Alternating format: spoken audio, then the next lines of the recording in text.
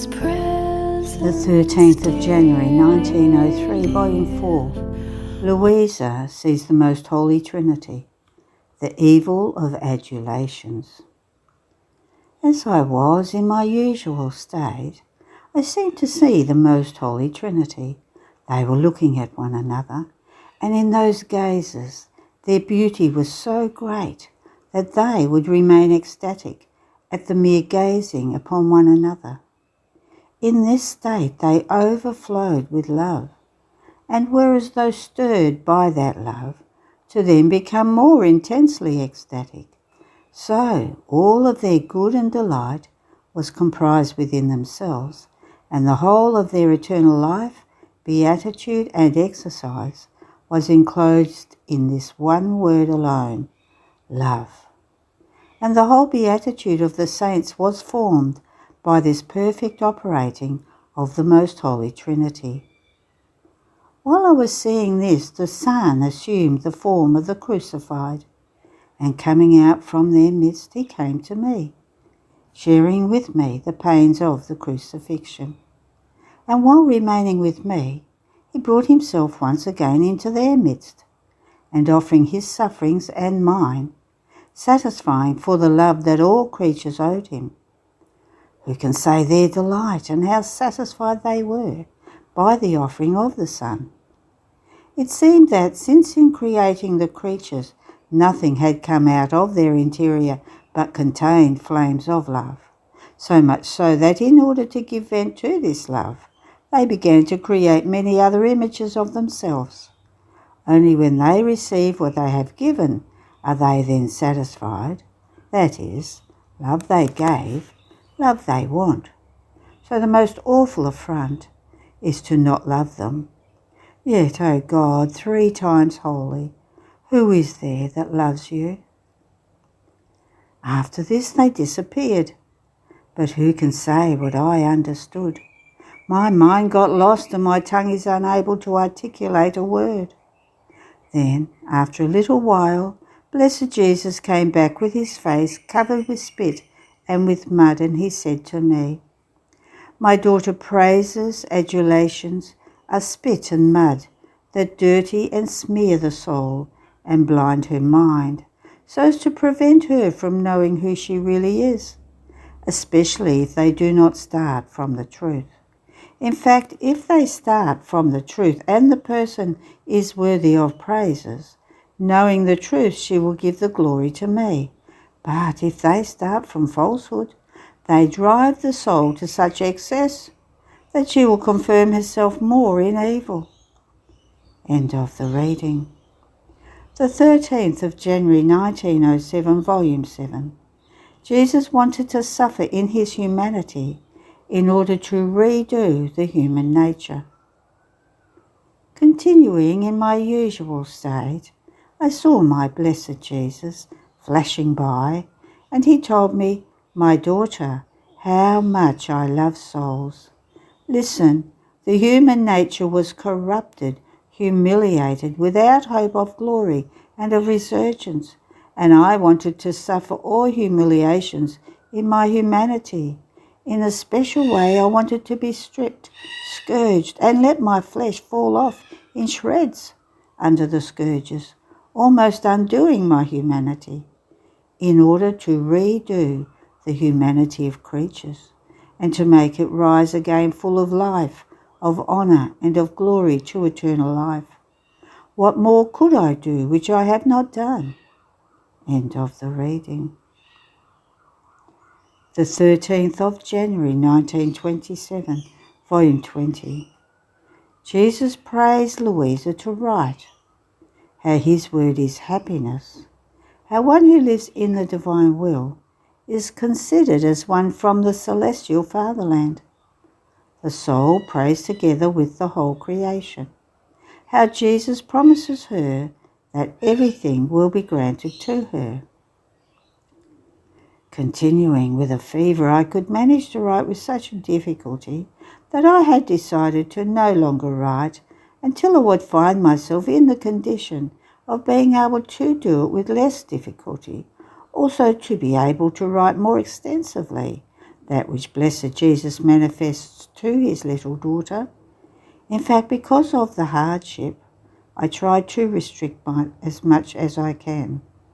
Now, while I was not thinking at all about writing given my decision, my always lovable Jesus moved in my interior and as though praying me, told me, "My daughter, write a little bit. I am content with little rather than nothing. Then when you can, you will write more. And in the little you write, I will help you. I will not leave you alone. And when I see that you cannot go on, I myself will say enough, because I love you very much, and also your nature, since that is mine too. And I do not want you to tire yourself beyond your strengths. But do not take away from me this pleasure of maintaining the ever-new correspondence, of writing that which I want to say to you. You know that in the whole world there is not one place in which I can share my happinesses and receive return for them. So the place of my happiness in the world is you. And this happiness of mine is formed by my speaking. When I can speak with a creature, make myself understood, it is happiness for me, and full and superabundant happiness for the one who listens to me. More so, since in speaking with you, because my will is in you, I speak to you in my will, not outside of it, and I am sure of being understood, and even more so, since in speaking to you about my will, I feel in you the happiness of my kingdom, the echo of the happiness of the celestial fatherland. Do you know, my daughter, what would happen? Since I keep you in the supreme fiat, I look at you as someone from my celestial fatherland. What would you say if someone who already lives in heaven did not want to receive my new joys, which are released naturally from my womb to make all the blessed happy? In fact, it is in my nature to give ever new beatitudes. This someone would be a hindrance to my happiness. She would close in my womb the joys which I want to release. So it would happen with you. You would be a hindrance to my happiness, to the ever new joys which my will possesses. More so, since I feel happier when I make the little daughter of my will happier, who finds herself in the low exile only because of us, for nothing else to give us field in order to form our kingdom in the midst of creatures, and to restore for us the rights and the glory of the work of the whole creation. Do you think that my heart can tolerate not making my little daughter happy? No, it would be the greatest pain for me. Is my word perhaps not the greatest happiness for you? And I, certainly, O Jesus, and if you knew how you make me unhappy when you deprive me of it, how I feel the void of happiness without end, which nothing else as beautiful and good as it may be will be able to make up for. And Jesus, therefore, my daughter, while my word makes you happy, I do not want it to remain in the void of yourself alone, but I want it to serve to establish my kingdom. And therefore, as confirmation of my word and of my happiness, which comes from me, I want it to be written on paper, also as confirmation of our correspondence. Then after this I began to pray, bringing all creation together with me before the Supreme Majesty, that is the heavens, the stars, the sun, the sea, in sum everything, so that my prayer might be animated by all the acts which the Supreme Fiat exercises in all creation. My sweet Jesus placed himself near me, leaning his head against mine, extending his arm around my neck, almost to sustain me. And I said to him, "My love, Jesus, I am not the only one praying you, but together with me there is your will, operating in the whole creation, praying for the coming of your kingdom. It itself wants its rights, all whole and complete, over everyone and everything. and only with the coming of the kingdom of the supreme fiat upon earth will all of its rights be given back to it. Listen, O Jesus, how touching is the voice of your fiat in the whole azure of the heavens. How eloquent it is in the sun. How attractive and strong it is in the sea.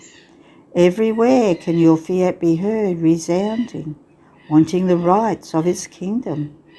Oh, please listen to your fiat. Listen to your little daughter, who, making all of its acts her own, prays you, supplicates you that your kingdom come. And even though I am just newly born, I too want my rights. And do you know, O Jesus, what these are? That I give back to your will all the glory and the honour, as if no one had offended it, as if everyone had fulfilled it, adored it, and loved it. If I am its daughter, I want that its rights be given back to it, and I want also that my first father Adam be given back the honour, as if he had never withdrawn from your will. And my most sweet Jesus, all moved, said to me, to my little daughter, who takes to heart so much the rights of my divine fiat, and who uses its very power in order to open her way to my heart, everything will be granted.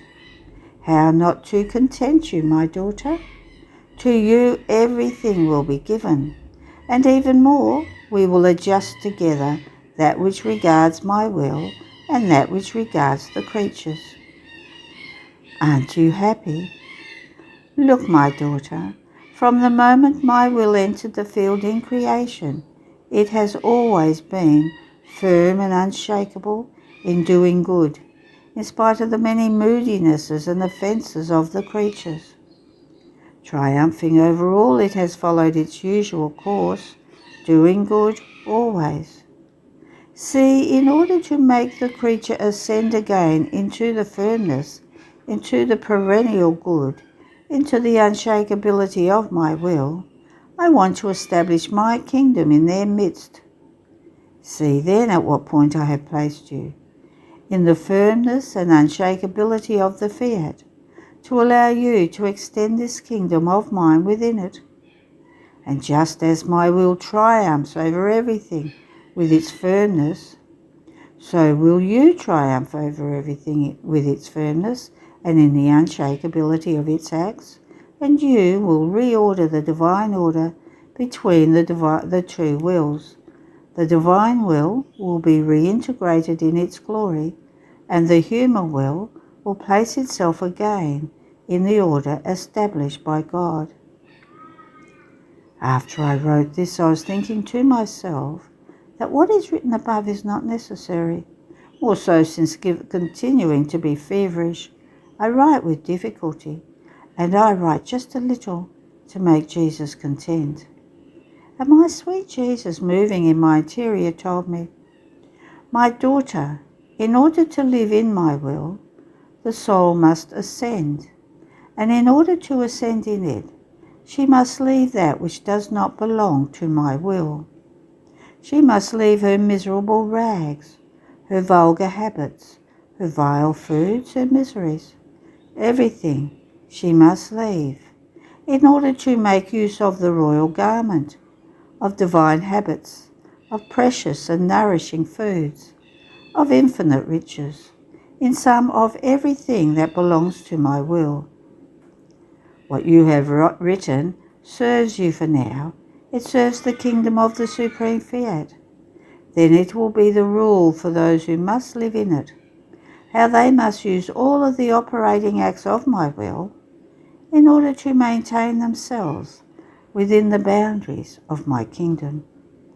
Therefore, that which to you does not seem to be necessary is necessary for the formation of my supreme kingdom. End of the reading. To the listener, while the birds were going really mad outside, and I was reading, and I thought, will anyone be able to hear this? And I continued reading, perhaps I should be doing a round of the birds and telling them to leave. And then I thought to myself, do I actually have to go out there and shout at them and tell them to leave? I was amazed in that moment. There was total silence. Isn't it wonderful? Our God is so good. So we move on, the next reading. The 13th of January 1928, volume 23. How God centralized everything in man in creating him, and how in the history of creation he now comes back to storm it and centralizes the first act of creation in one creature from their stock to form the kingdom of his will. I continue my abandonment in the sweet volition with the almost continuous torment of the privation of my sweet Jesus. Oh, what terrible pain!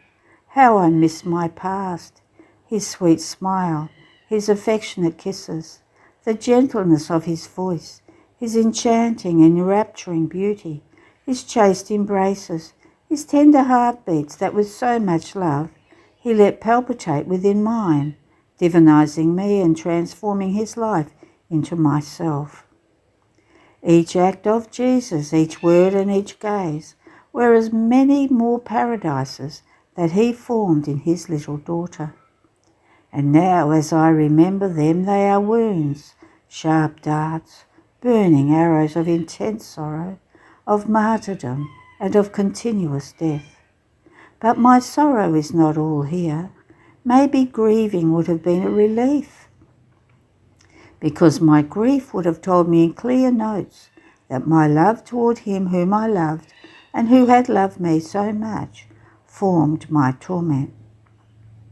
But not even this is conceded to me, because as the wounds are about to bleed, the darts to shoot, the arrows to burn me, the light of the holy divine volition flows in them, and eclipsing all the intensity of my hard martyrdom, it makes peace, happiness, beneficial dew flow over my poor soul. So I cannot even have the good of grieving over a loss so great. Oh, if I could grieve as before, I believe that my highest good Jesus would not take so long to come back. But this is not in my power. I am at the mercy of the divine fiat that leaves not one void in me and wants to lord over even my sorrow of the privation of Jesus.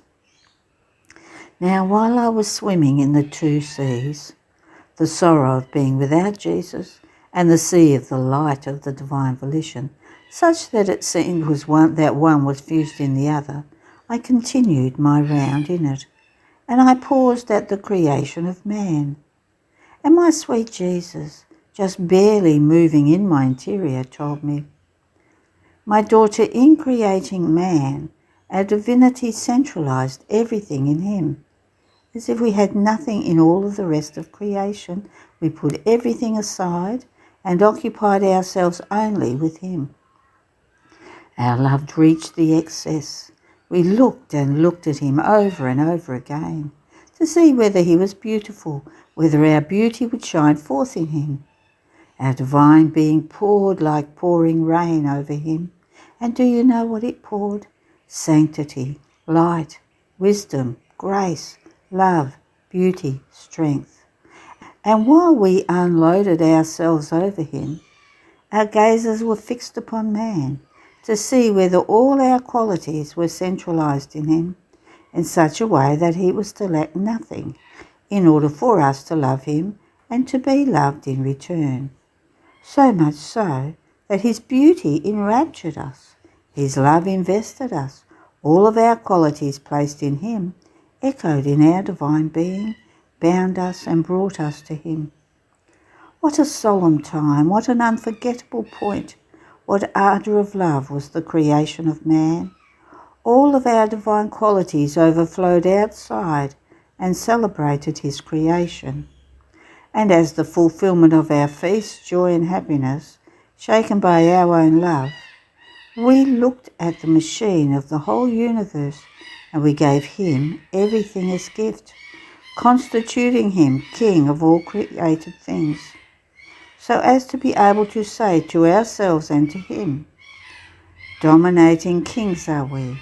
King and dominating is the work of our hands, the dear Son delivered in the outpouring of our love.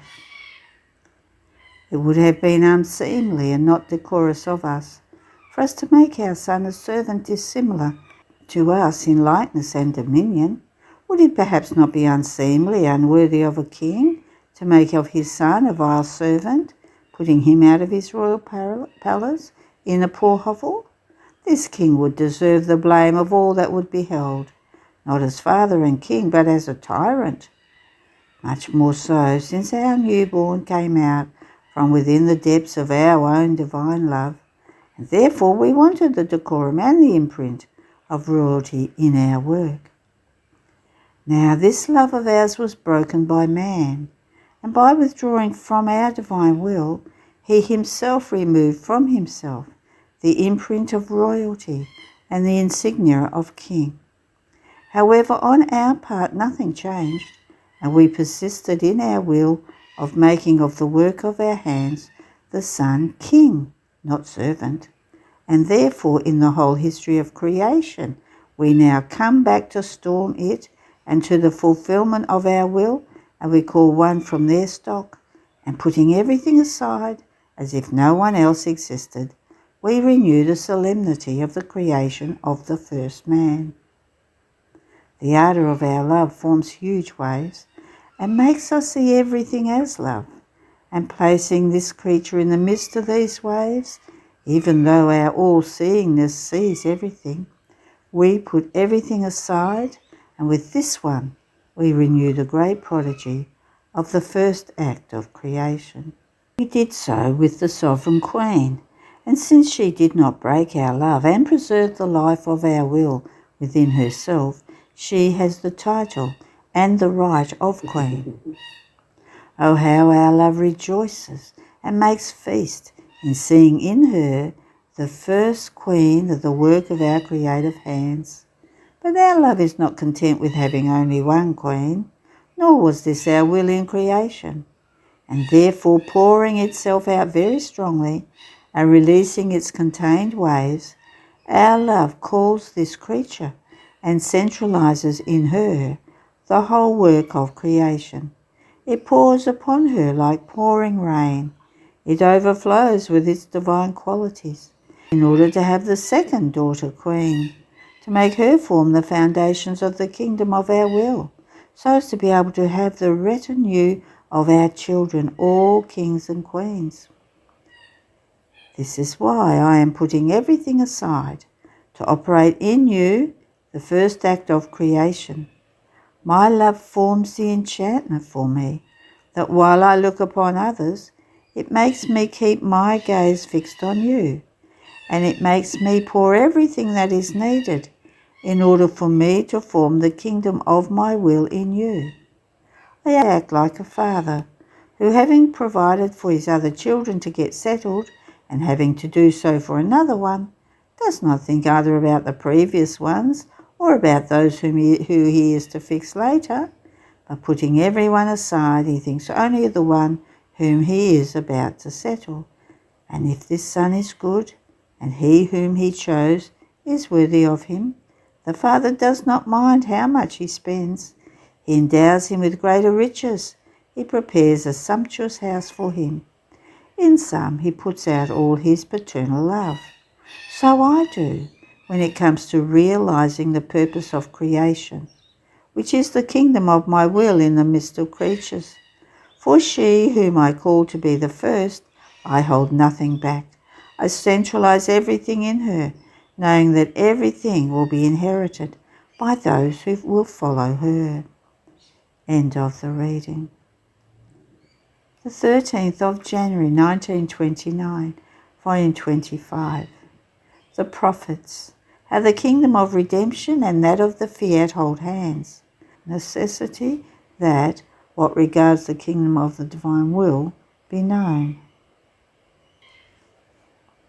I was continuing my round in the acts of the divine fiat, and as I reached the point in which I would accompany the prophets when the divine volition manifested itself to them, the how and the when of the coming of the future Redeemer, And the prophets longed for him with tears, prayers, and penances, making everything they did my own, because all this was the fruits of the eternal divine fiat. I offered it in order to impetrate its kingdom upon earth. But while I was doing this, my sweet Jesus, moving in my interior, told me, "My daughter, when a good is universal and must and can bring good to all, it is necessary that entire peoples, and if not everyone, a great part, know the good that they must receive. And with prayers, sighs, desires, and works, they impetrate a good so great, in such a way that first the good they want is conceived in their minds, sighs, desires, works, and even in their hearts, and then is the good that they longed for given to them in reality. When a good that must be received is universal, it takes the strength of a people to impetrate it. On the other hand, when it is individual or local, one can be enough to obtain the intent. Therefore, before coming upon earth and being conceived in the womb of the Sovereign Queen of Heaven, I can say that I was conceived in the minds of the prophets, and I confirmed and gave value to this sort of conception in them through my manifestations of the when and the how I was to come upon earth in order to redeem mankind. And the prophets, faithful executors of my manifestations, acted as trumpeters, manifesting to the peoples with their works, with their words, what I had manifested about my coming upon earth. And conceiving me in their words, they made the news that the word wanted to come upon earth fly from mouth to mouth, and by this not only was I conceived in the word of the prophets, but I remained conceived also in the word of the people, in such a way that all talked about it and prayed and longed for the future Redeemer. And when the news of my coming upon earth was diffused among the peoples, and almost an entire people, with the prophets at the head of it, prayed and longed for with tears and penances, only then, being as though conceived in their wills, I let the Queen come to life, in whom I was to conceive in reality, so as to make my entrance into a people that had been longing for me and desiring me for 40 centuries. What a crime would the prophets not have committed had they concealed, hidden within themselves, my manifestations about my coming. They would have prevented my conception in the minds, in the prayers, words, and works of the people, a necessary condition for God's being able to concede a universal good, which was my coming upon earth. Now, my daughter, the kingdom of redemption and the kingdom of my divine fiat hold hands, and since it is also a universal good, such that if they want it so, all can enter into it, it is necessary that many know the news about it, and that it be conceived in the minds, in the words, in the works and hearts of many, so that through prayers, desires, and a holier life, they may dispose themselves to receive the kingdom of my divine will into their midst. If the news is not divulged, my manifestations will not act as trumpeters, nor will the knowledges about my divine fiat fly from mouth to mouth, forming the conception of it in the minds, prayers, sighs, and desires of creatures. My divine volition will not make its triumphant entrance of coming to reign upon earth. How necessary it is that the knowledges about my fiat be known. Not only this, but that it be made known that my divine will already wants to come to reign on earth, as it does in heaven, into the midst of creatures. And it is to the priests, as to new prophets, through the word as well as through writing and through works, that the task is given of acting as trumpeters, in order to make known what regards my divine fiat. Nor would their crime be lesser than that of the prophets, had these hidden my redemption, if they do not occupy themselves as much as they can with what regards my divine will. They themselves would be the cause of a good so great, being neither known nor received by creatures, and to suffocate the kingdom of my divine will, to keep suspended a good so great, such that there is no other similar to it, is this perhaps not a crime? Therefore, I recommend to you, on your part, do not omit anything, and pray for those who must occupy themselves with making known a good so great. Then he added with a more tender and afflicted tone, My daughter, this was the purpose for which I permitted the necessity of the coming of the priest, that you might deposit in them, as a sacred deposit, all the truths that I have spoken to you about my divine fiat, and that they be attentive and the faithful executors of what I want, that is, that they make the kingdom of my divine will known. Be certain that I would not have permitted their coming, if not for the purpose of fulfilling my great designs over the destiny of the human family. And just as in the kingdom of redemption I left my Queen Mama in the midst of the apostles, so that together with her, helped and guided by her, they might give start to the kingdom of redemption, because the sovereign Queen of Heaven knew more than all of the apostles. She was the most interested. It can be said that she kept it formed within her maternal heart.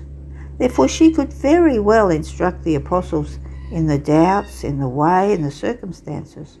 She was the true sun in their midst, and one word of hers was enough for my apostles to feel strong, illuminated, and fortified. In the same way, for the kingdom of my divine fiat, having placed in you the deposit of it, I keep you in the exile still, so that the priests might draw from you, as from a new mother, what can serve as light, as guidance, as help, to give start to making known the kingdom of my divine will. And as I see their little interest, if you knew how much I suffer. Therefore pray, pray. End of the reading. There are no more readings today. Have a blessed day.